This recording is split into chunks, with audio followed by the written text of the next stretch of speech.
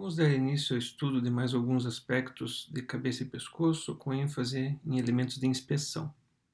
Em relação aos olhos, nós temos a presença de uma condição chamada xantelasma, que é a deposição de tecido gorduroso no subcutâneo, no canto medial dos olhos, geralmente indicativo de uma dislipidemia, podendo ocorrer em dislipidemias familiares, uma condição um pouco mais grave.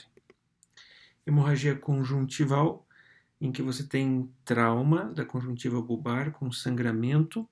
Esse sangramento que pode causar sensação de corpo estranho, e lembrar sempre que ele jamais deverá atravessar o limbo corneano com invasão da câmara anterior, porque isso já caracteriza uma emergência oftalmológica chamada ifema.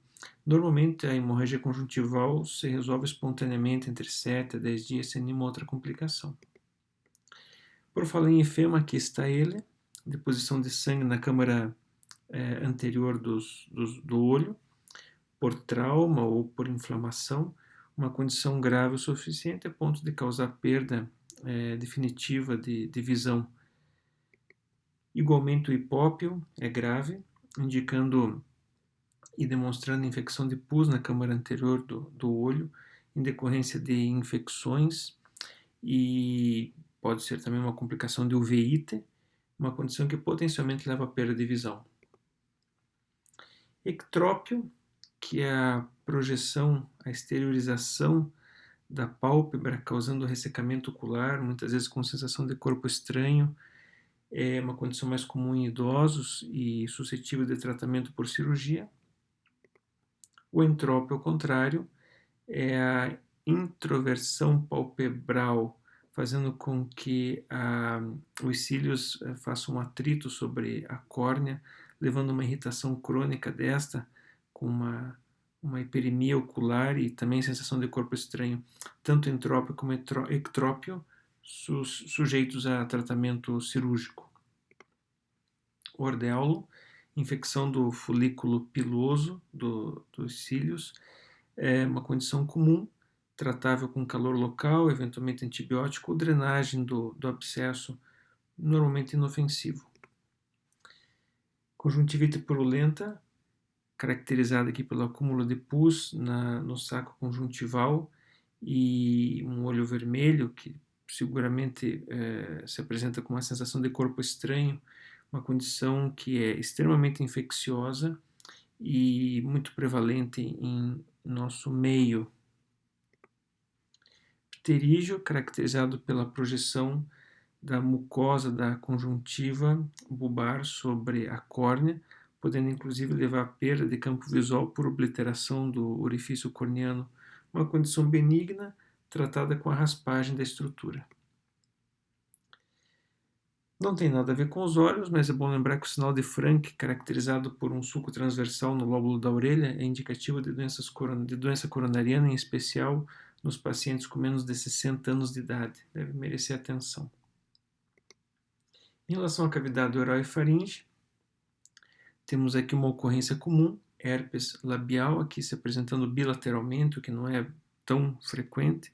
Isso pode ser um indicativo de imunossupressão, com lesões em diferentes etapas, em diferentes fases, havendo vesículas, crostas, pequenas pústulas, e essa condição tende a ser recorrente na maioria das vezes e também é contagiosa. Quelite angular, dor, sangramento, fissuras na comissura labial, geralmente decorrente de maus cuidados higiênicos, uso de prótese oral ou até mesmo por desnutrição. Lembrar sempre a importância em se inspecionar a boca em busca de lesões, é um sítio frequente destas, podendo ser identificado, por exemplo, uma leucoplasia, que são placas brancas sobre a língua, pode ser encontrado em tabagistas, etilistas, e é uma lesão pré-neoplásica. O carcinoma é uma outra condição que pode ser identificada na inspeção, com lesões ulceradas, sangrantes ou não, geralmente de consistência mais endurada, aqui se apresentando um carcinoma em língua, aqui um espino celular mais volumoso, também na língua.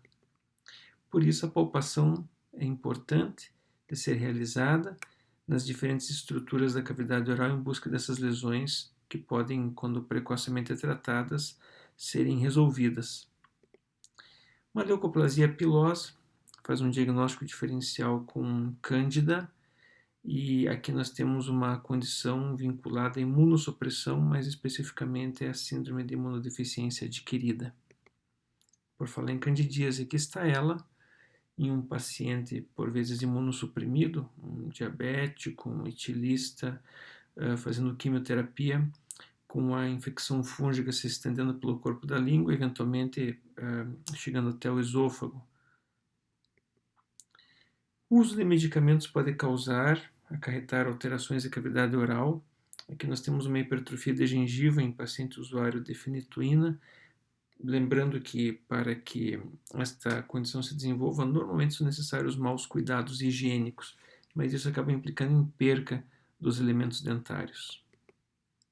Amidalite bacteriana, outra condição comum caracterizada por febre e odinofagia, e na inspeção você observa placas purulentas sobre ambos os corpos amidalianos. Tratamento habitualmente feito com antibiótico e a resposta tende a ser adequada. Diferente da amidalite, tem o cásium amidaliano, que é o preenchimento das criptas amidalianas por restos alimentares, células descamadas, causando geralmente uma halitose intensa e uma condição desagradável de desprendimento dessas estruturas que migram para a cavidade oral. Era isso por hora. Até mais.